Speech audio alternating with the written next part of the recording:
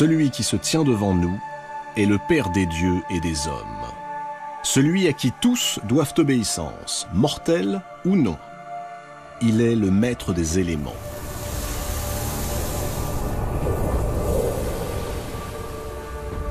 Il préside à tous les phénomènes atmosphériques, aussi bien les vents mauvais que ceux qui apportent la pluie bienfaitrice.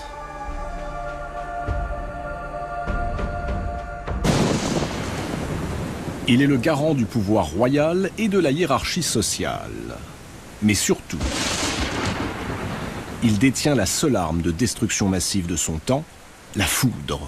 Et il n'hésite pas à l'utiliser contre ceux qui osent le défier.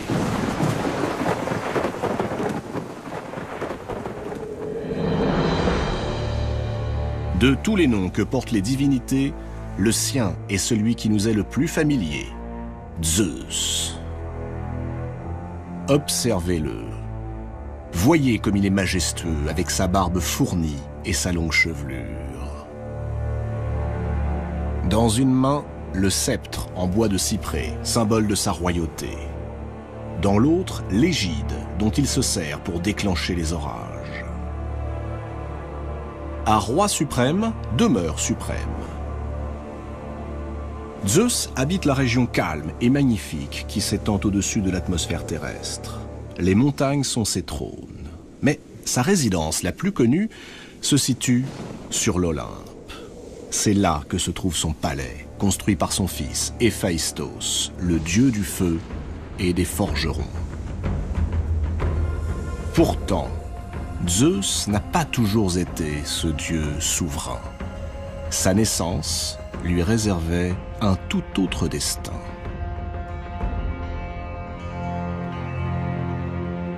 Tout a commencé dans la nuit des temps, avant le temps. Au commencement était l'obscurité, et l'obscurité enfanta le chaos, le vide plein de ténèbres. Puis naquit Gaïa, la terre, la déesse primordiale, la déesse mère. Et du ventre de Gaïa surgirent les hautes montagnes, les cimes couronnées de neige, et les grottes, et les forêts, les océans et leur écume, et les plaines, et les fleuves. Plus tard, alors que ce monde prenait forme, apparut Eros, le souffle, l'invisible qui suscite chez les êtres l'impérieux besoin de se rapprocher et de s'accoupler. Gaïa, la terre-mère, est seule. Personne ne l'aime et elle n'aime personne. D'ailleurs, qui pourrait-elle aimer à part elle-même? Rien, sinon le chaos. Alors, pour combler sa propre solitude, Gaïa décide d'enfanter Ouranos, le ciel, son parfait contraire. Le ciel et ses myriades de constellations. Et le ciel vient se poser sur Gaïa, se lever contre elle. Les voilà devenus presque un couple. Le ciel, la terre, les deux plans superposés de l'univers. Et maintenant, il serait bien que de leur étreinte jaillissent des êtres vivants. C'est là qu'intervient Eros. Insensiblement, il insuffle en Ouranos cet élan mystérieux que l'on appelle le désir. Et Ouranos succombe, se fond dans Gaïa et lui fait l'amour. Pas une fois, mais 100 fois. Pas un jour, mais 1000 jours. Bientôt naissent une ribambelle d'enfants.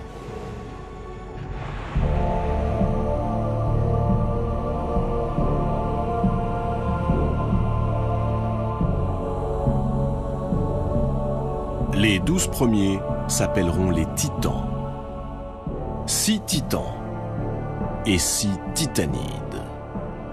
Ensuite, c'est au tour des Cyclopes, appelés ainsi parce qu'ils n'ont qu'un œil au milieu du front. Puis viennent les Hécatonchires, dont le nom signifie ceux qui ont 100 bras.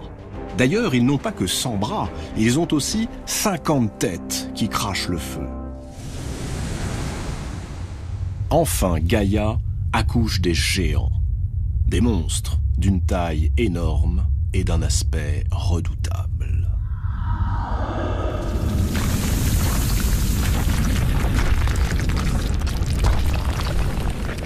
Seulement voilà, tous ces enfants sont incapables de bouger. Ils restent là, prisonniers du giron de leur mère, à l'endroit même où ils ont été conçus. Et pour cause, le ciel, Ouranos, demeure littéralement collé à la terre, Gaïa. Il n'existe pas entre eux le moindre espace qui permettrait à leur progéniture d'aller vers la lumière, de vivre une existence autonome. Dès qu'ils tentent de s'évader, leur père, Ouranos, les repousse sans ménagement.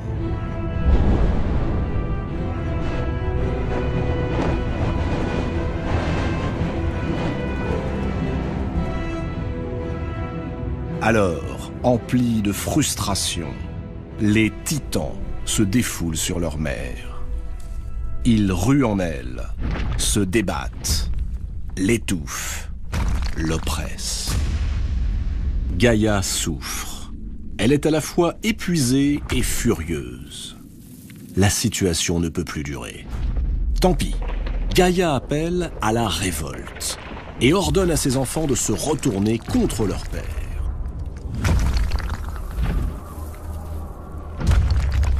Personne ne bouge.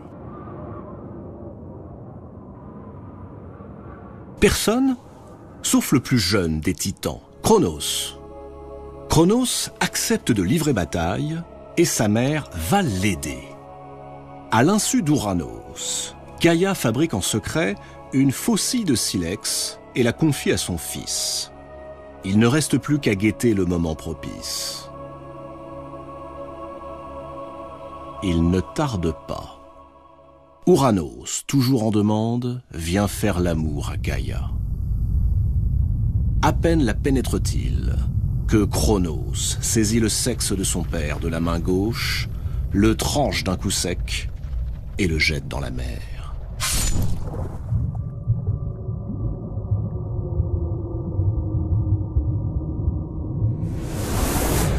Ouranos, dévasté par la douleur, se recule, s'écarte violemment de Gaïa.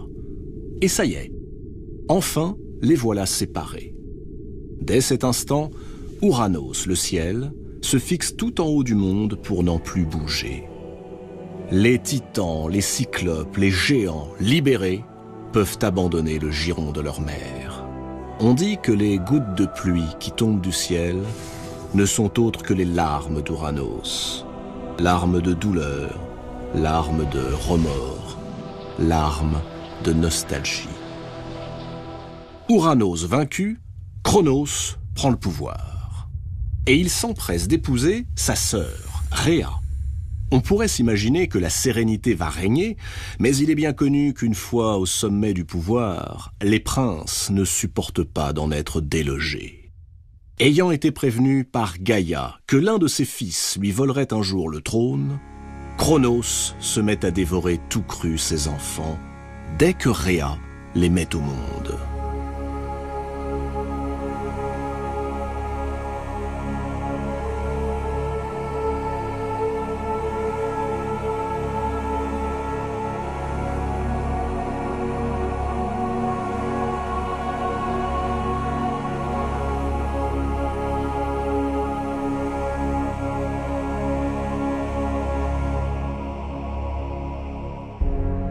Désespérée, l'infortunée déesse n'a plus d'autre choix que de tenter d'échapper à la folie meurtrière de son époux.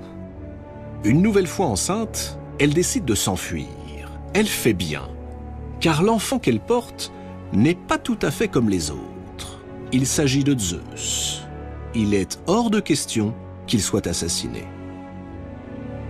Rhea fuit donc. Elle arrive sur une île, la Crète, où elle accouche dans le plus grand secret. Après avoir confié l'enfant à des nymphes, ces divinités qui personnifient les forces vives de la nature, elle revient auprès de Cronos. Cronos sait que Rhea était enceinte, et il attend qu'elle lui présente son dernier-né. Rhea a tout prévu. En guise de nouveau-né, elle offre à Cronos une pierre enveloppée de l'ange. Apparemment, le glouton titan n'y voit que du feu et la dévore. Comment pourrait-il se douter que là-bas, en Crète, sur le mont Ida, un fils viendra venger sa mère, libérer ses frères, le dépouiller de ses honneurs et régner à sa place sur les immortels.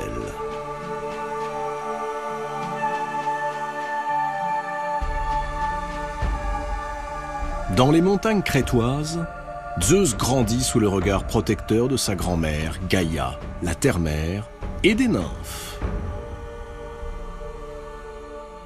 Il est nourri d'ambroisie et de nectar que lui apportent les colombes et les aigles.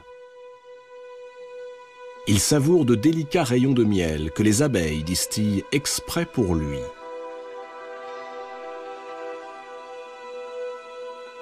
Et il boit le lait de la nymphe-chèvre Amalthée. Une fois devenu maître de l'univers, Zeus n'oubliera pas ses bienfaitrices. Amalthée sera hissée parmi les étoiles et deviendra la constellation du Capricorne. Il lui empruntera une de ses cornes et la donnera aux nymphes qui l'ont élevée. C'est la célèbre corne d'abondance, celle qui ne se vide jamais de ce que son possesseur souhaite boire et manger.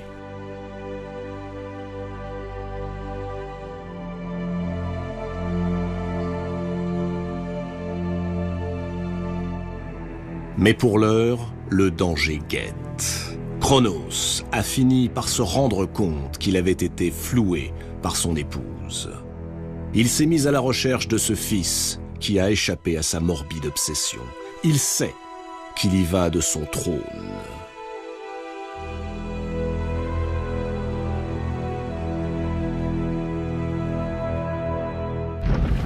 Cronos fouille, il soulève les monts et les collines, il scrute les mers, mais ne trouve rien. Et pour cause, on a caché le berceau du petit Zeus dans une caverne du mont Ida. Et devant l'entrée, de curieuses créatures ont été postées. Les curettes. Qui sont-ils? De turbulents démons.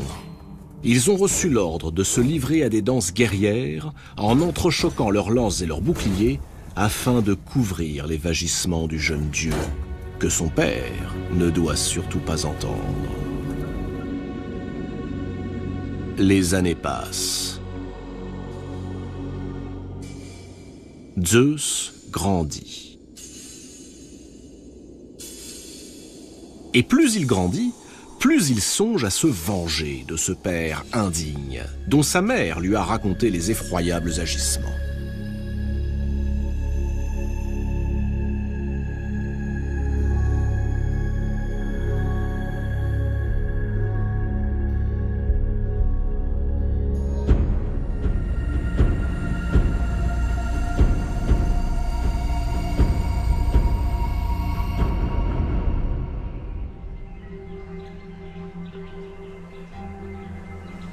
Devenu adulte, Zeus rencontre Métis, une océanide, une nymphe de la mer, la fille des titans Océan et Thétis.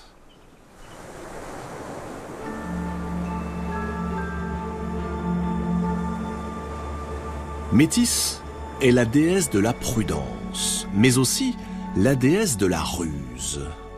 Le jeune Zeus décide de la séduire et il y parvient sans peine. Tout naturellement, il lui confie ses origines, son désir de faire payer à son père les crimes dont il s'est rendu coupable, et son vœu de libérer ses frères et sœurs, enfermés dans la panse de Cronos. Comment s'y prendre? Métis lui suggère la solution, en faisant boire à Cronos un émétique, une drogue qui le fera vomir. Pour tromper le goût, ajoute Métis, tu le mélangeras à du miel. Excellente idée, mais où trouver pareil breuvage? Métis sourit. Pourquoi ne poses-tu pas la question à ta mère? Elle saura.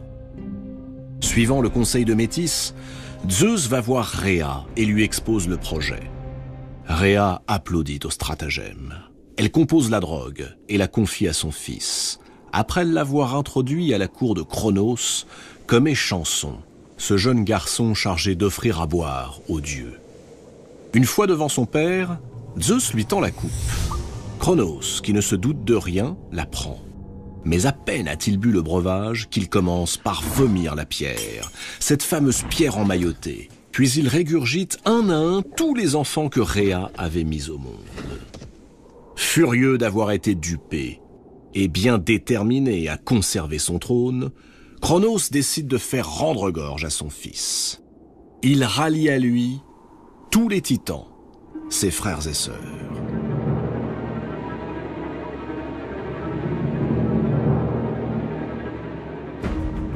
Les enfants de Rhea, quant à eux, se rangent spontanément dans le camp de Zeus, sur l'Olympe.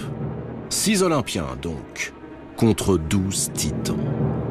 La terrible guerre peut commencer. Elle sera connue sous le nom de Titanomachie et durera des centaines d'années.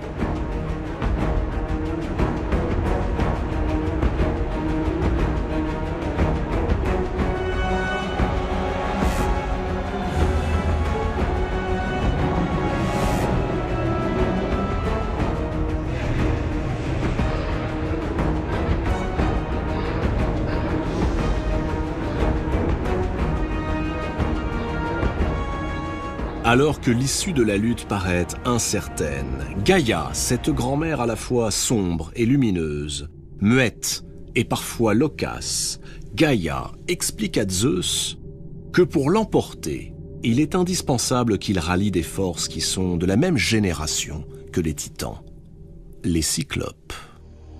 Les cyclopes étant des divinités primordiales, ils possèdent encore en eux toute la brutalité, toute la violence inhérente aux premières créations. De plus, précise Gaïa, les cyclopes apporteront à Zeus l'arme absolue, le tonnerre, la foudre et l'éclair. Mais pour l'heure, ils croupissent au fin fond du Tartare, la partie la plus reculée, la plus terrible des enfers. C'est là-bas que Cronos les a jetés.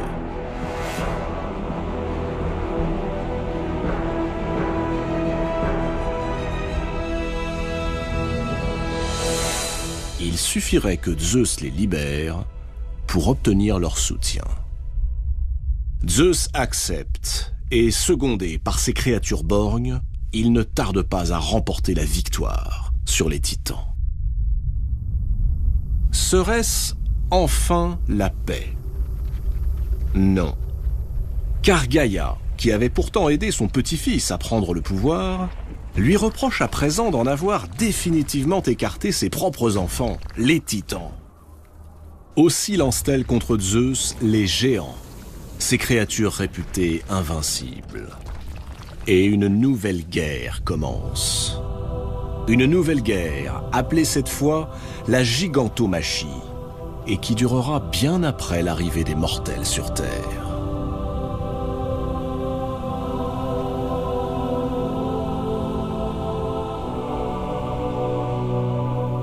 Autour de Zeus, ses frères, sœurs et enfants organisent la riposte. Le combat est acharné. Zeus parvient à confisquer l'herbe magique. Cette herbe, dit-on, assurait l'invulnérabilité aux géants. Mais rien n'y fait. Gaïa s'entête.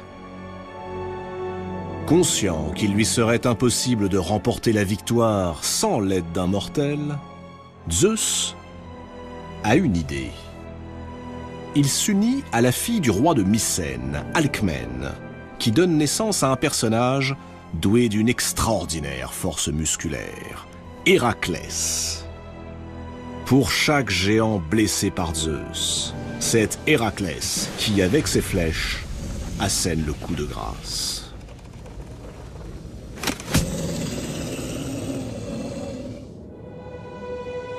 Une fois encore, Zeus l'emporte sur ses ennemis. Et comme pour laisser une trace tangible de sa victoire, il va déposer à Delphes la grosse pierre avalée puis régurgitée par Cronos à sa place. c'est l'Omphalos, le nombril du monde, le centre de l'univers. Elle s'y trouve encore de nos jours.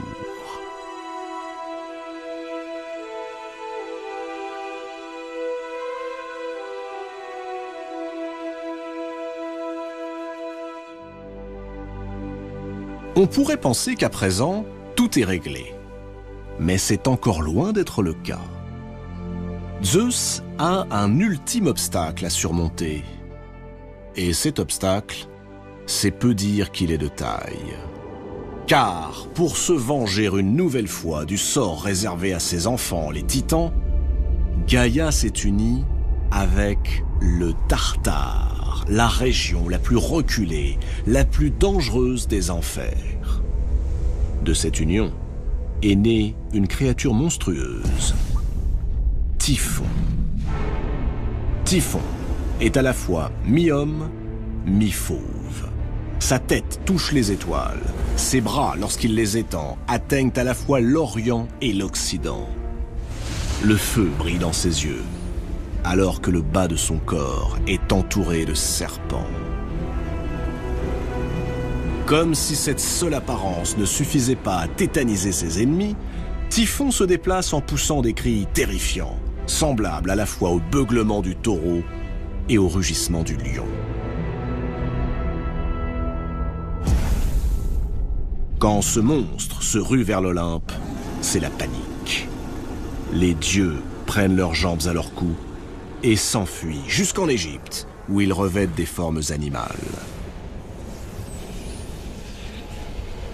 Apollon devient un milan, Hermès un ibis, Arès un poisson, Dionysos un bouc, Héphaïstos un bœuf. Seul Zeus résiste au monstre.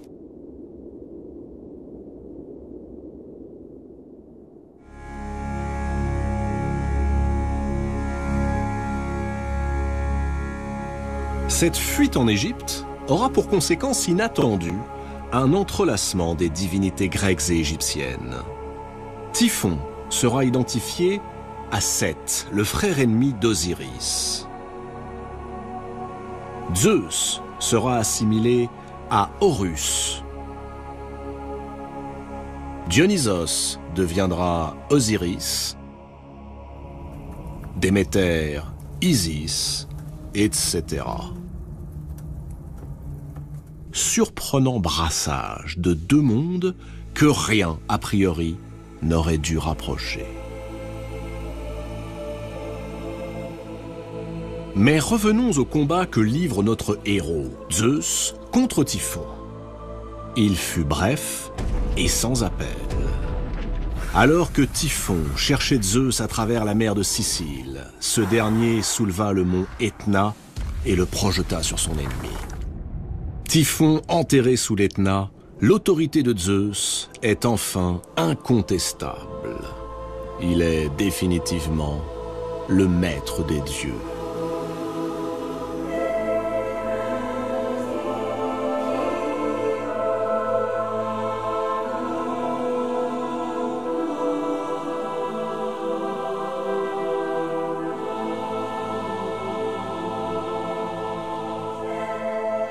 Maintenant, l'heure est venue de partager l'univers. Zeus s'octroie le pouvoir suprême et choisit pour résidence le royaume du ciel. Poséidon, son frère aîné, est promu maître des mers. Hadès, son autre frère, reçoit, lui, les clés du royaume souterrain avec le pouvoir de régner sur les puissances infernales. Nous sommes désormais devant un univers hiérarchisé, organisé. À son sommet règne l'ordonnateur du monde issu du chaos. Tout ce qu'il y avait dans le ciel a été chassé, soit enfermé dans le Tartare, soit expédié sur terre, chez les mortels.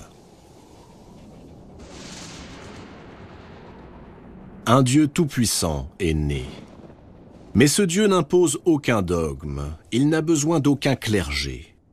Zeus, qui va désormais gouverner le monde, doit assumer une lourde tâche, instaurer l'ordre, mais aussi se garder du despotisme.